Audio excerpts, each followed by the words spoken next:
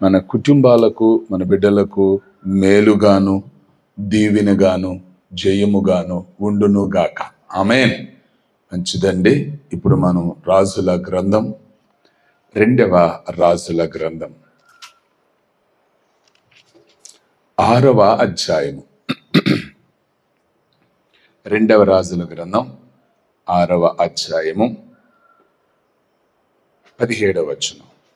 యెహోవా వీడు చూచునట్లు దయచేసి వీని కళ్ళు తెరవమని ఎలీషా ప్రార్థన చేయగా యెహోవా పనివాని కళ్ళు తెరచెను గనుక చాలు.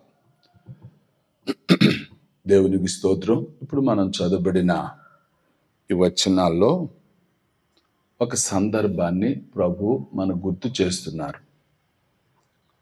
ఎలీషా కాలంలో ఇశ్రాయేలు రాజుని మట్టు పెట్టాలి అని సిరియా రాజు సైన్యాన్ని పలుసార్లు పంపాడు.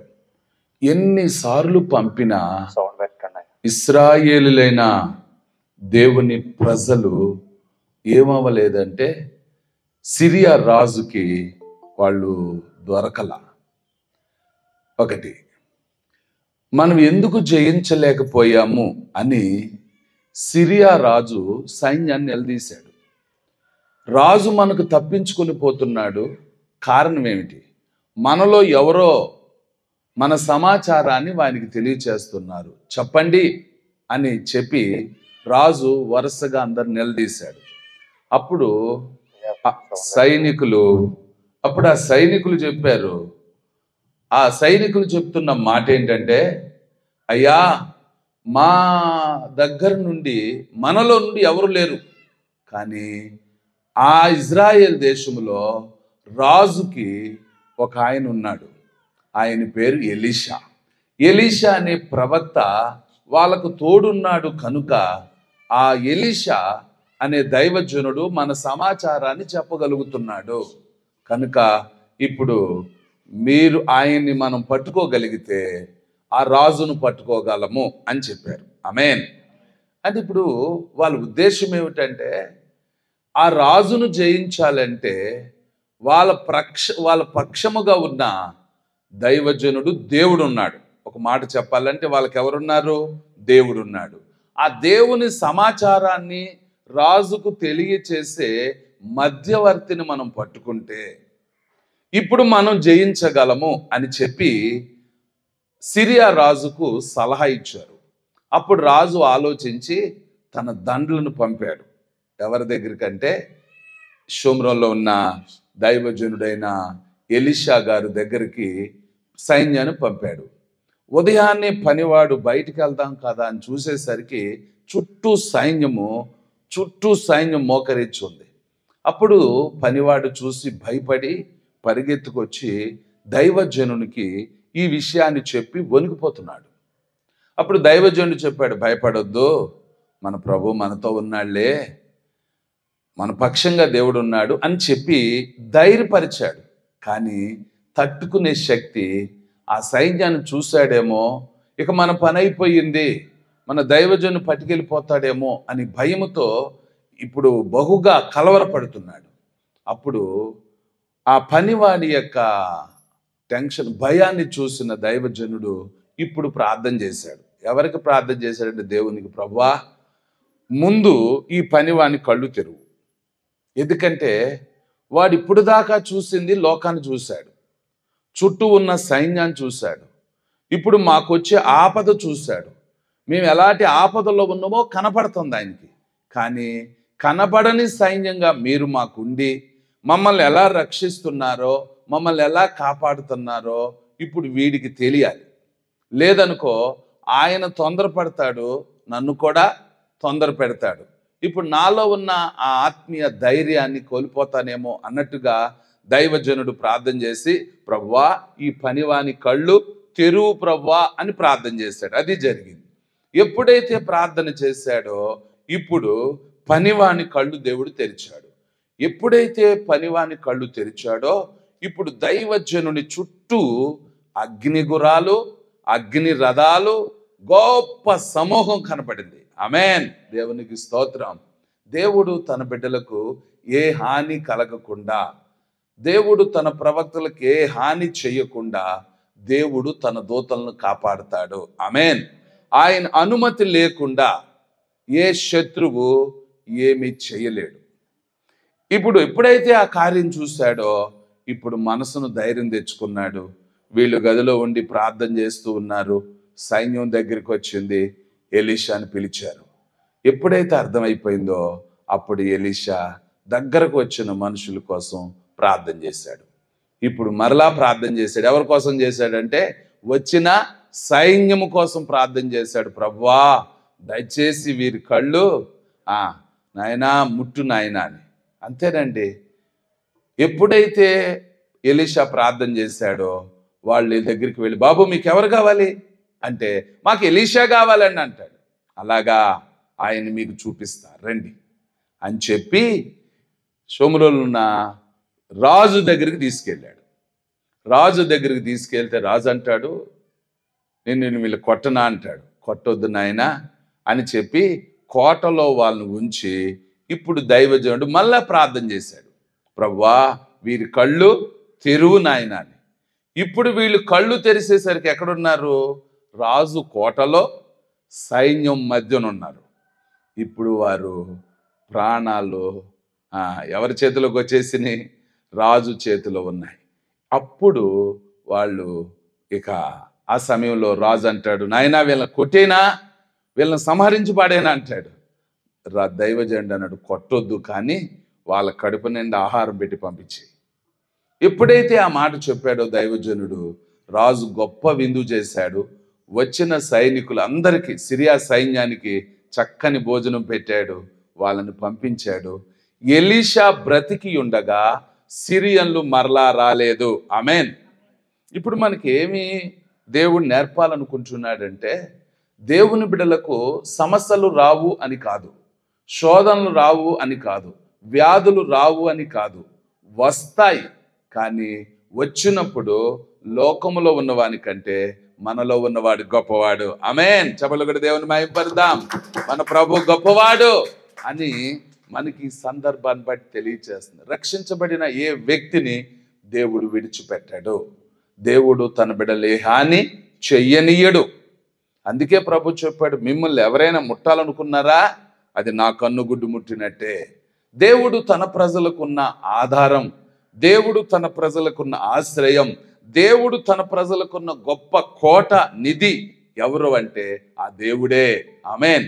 కనుక దైవజనుణ్ణి ఇంతగా చుట్టుముట్టిన శత్రు సైన్యానికి దైవజనుడు ఎందుకు భయపడలేదంటే, దైవజనునికి ఒక నమ్మకం ఉంది, నన్ను పిలిచిన వాడు, నన్ను ప్రత్యేకించిన వాడు నాతో ఉన్నాడు. ఆమేన్. మనము సర్వశక్తి గల దేవుని చేత పిలువబడ్డాం. దేవుని కొరకు మనం ప్రత్యేకించబడ్డాం. దేవుని రాజ్యం కొరకు నిరీక్షిస్తున్నాం. కనుక ఆయన మనల్ని విడిచి పెట్టాడు.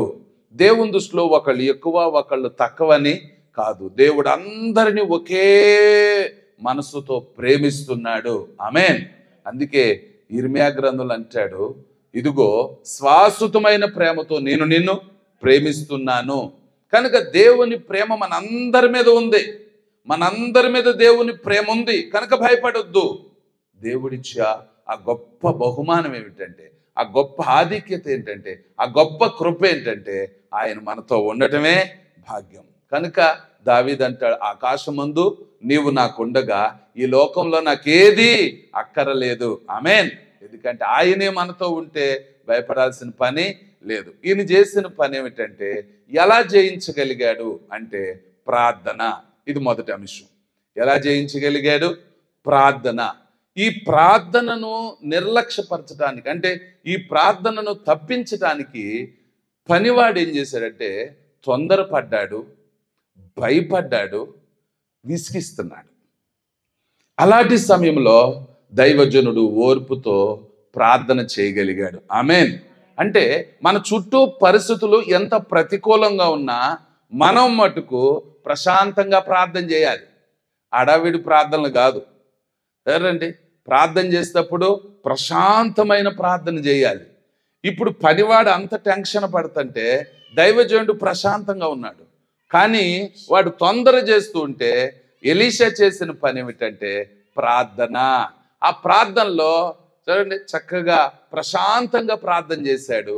ఆ ప్రార్థనకు దేవుడు జవాబిచ్చాడు. ఆమేన్. మన ప్రార్థనలన్నీ అడావుడు ప్రార్థనలే. నువ్వు ప్రార్థన చేసేటప్పుడు, అందుకే అంటాడు, నువ్వు ప్రార్థన చేసేటప్పుడు నువ్వు ఎక్కడ ప్రార్థన చేస్తున్నావో అక్కడ దేవునితో ప్రశాంతంగా మాట్లాడాలి. నువ్వు మాట్లాడేది ఎవరితో? దేవుడితో. కాబట్టి దేవునితో మాట్లాడేటప్పుడు, దేవుని సహాయం మనం పొందాలనుకున్నప్పుడు నువ్వు ప్రశాంతంగా దేవునితో గడిపే సమయాన్ని నిర్ణయించుకో. రెండవది, దేవునితో గడిపే పరిస్థితిని, అంటే ఆ ప్లేసును జ్ఞాపకం చేసుకో. సరే, అందుకనే మన అందరి ఇళ్లలో ప్రార్థనా స్థలం ఉండాలి. ఆ ప్రార్థనా స్థలంలో ప్రార్థన చేయాలి. అది దేవుని ఉద్దేశం. అందుకే మన ఇళ్లలో ఎప్పుడూ కోరుకోండి, ఒక స్థలాన్ని నిర్ణయించుకోండి, అక్కడ నుండి దేవునికి ప్రార్థన చేస్తూ ఉండండి. ఆమేన్. అది మన ప్రార్థనా జీవితానికి ఒక సూచనగా ఉంటుంది. మన ఇంట్లో కూడా తెలుస్తుంది, ఇక్కడ మా నాన్న ప్రార్థన చేసేవాడు, ఇక్కడ మా అమ్మ ప్రార్థన చేసేది అని మన పిల్లలు చెప్పగలిగి ఉండాలి. సరే, మన పిల్లలకు మనం నేర్పించగలిగి ఉండాలి. తెల్లారిందా అందరూ మోకరించి ప్రార్థన చేయాలి, కుటుంబంగా కలిసి ప్రార్థన చేయాలి. సాయంత్రం అయిందా ప్రార్థనలు ఏకీపించాలి. ఇవాళ శనివారమా, పొయ్యి మీద ఏం బెటరో, మనకి ఈరోజు ఏం ఉండదో, ఉపవాసం ఉండి ప్రార్థించాలి. అంటే కొన్ని నియమాలు, కొన్ని ఆజ్ఞలను మనం పాటించటం ద్వారా మన పిల్లలకు కూడా నేర్పించిన వాళ్ళం అవుతాం. ఆమేన్. మన తరాలు గడవచ్చు, కానీ ఆ సమయాన్ని, ఆ ప్రదేశాన్ని వాళ్ళు గుర్తుంచుకొని, నేను కూడా ప్రార్థించాలి, నేను కూడా ఆ స్థలాన్ని కంటిన్యూ చేయాలి, దాన్ని అభివృద్ధి చేయాలి, అక్కడ నేను కూడా ప్రార్థించాలి అనే మనసు మన పిల్లల్లో మనం ఎత్తాలి. ఆమేన్. ఇప్పుడు గెహాజీ ధైర్యం తెచ్చుకున్నాడు. ఎందుకని? ఎలీషా ప్రార్థన చేయడం ద్వారా, తన కళ్ళు తెరవటం ద్వారా, దేవుడు తనకు చూపించిన దర్శనాన్ని బట్టి ఇప్పుడు దైవజనుడు ఎంత ప్రశాంతంగా ఉన్నాడో ఇప్పుడు పనివాడు కూడా ప్రశాంతంగా ఉన్నాడు. కారణం ఎందుకంటే ఆ ప్రార్థన ఫలితమే. ఆమేన్. మన జీవితంలో కూడా ఈ గలిబిల్లు పోవాలి, ఈ సమస్యలు తొలగిపోవాలంటే దేవుని సన్నిధిలో ప్రార్థన చేయాలి. ప్రార్థన చేసే సంఘానికి, సేవకునికి నువ్వు సహకరించాలి. ఆమేన్. ప్రార్థన చేసేటప్పుడు ఆటంకపరచొద్దు. దేవుని పనికి నువ్వు అడ్డుబండగా ఉండొద్దు. దేవుని కార్యానికి ఆటంకస్తులుగా మనం ఉండొద్దు. మనం ఎప్పుడైతే సహకరిస్తామో, మనం ఎప్పుడైతే విధేయత చూపుతామో, మనం ఎప్పుడైతే దేవుని సమయాన్ని దేవునికి ఇస్తామో, దేవుడిచ్చే శాంతి, దేవుడిచ్చే సమాధానం, దేవుడిచ్చే కృప మనందరికీ తోడై ఉండును గాక. ఆమేన్. ప్రార్థన చేసుకుందాం. ప్రేమ కలిగిన మా ప్రియ పరలోకపు తండ్రి, మీ ఘనమైన నామమును బట్టి మీకు స్తోత్రాలు.